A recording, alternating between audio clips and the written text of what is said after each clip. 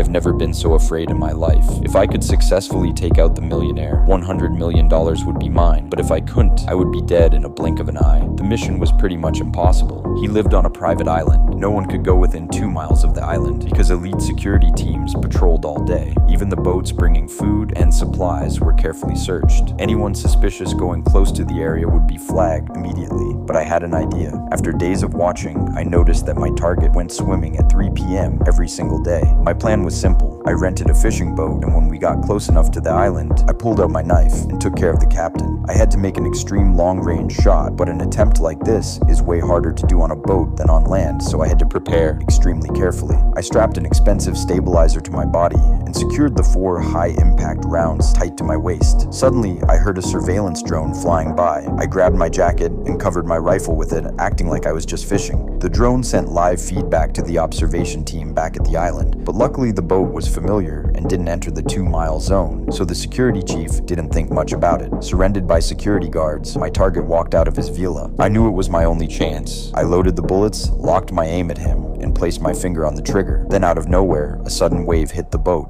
My gun slipped, and I lost my aim. It was too late. Before I could reset my aim, the target had already jumped in the water. My heart was pounding. I knew if I quit, I wouldn't make it home alive. I relocked my aim, and I was ready to shoot, but I noticed a surveillance guard speeding towards me on a jet ski. I had no choice but to turn the barrel and eliminate him. This revealed my true intentions to the team on the island. Another drone was approaching me, but luckily I brought a signal blocker and neutralized it. The security team was already alerted, and the chief ordered the guards to shield my target. Before I could fire, one of the guards pressed him under the water, but he could not hold his breath for so long. As I expected, a few seconds later, he came back up. I aimed perfectly and pulled the trigger, but the loyal guard stepped in the way. I had only 1 bullet left. If I missed again, I wouldn't live another day. The target took a deep breath, dived again, and started swimming towards the island. It was clear to me. I located my gun once again, and when came up, I took my last chance.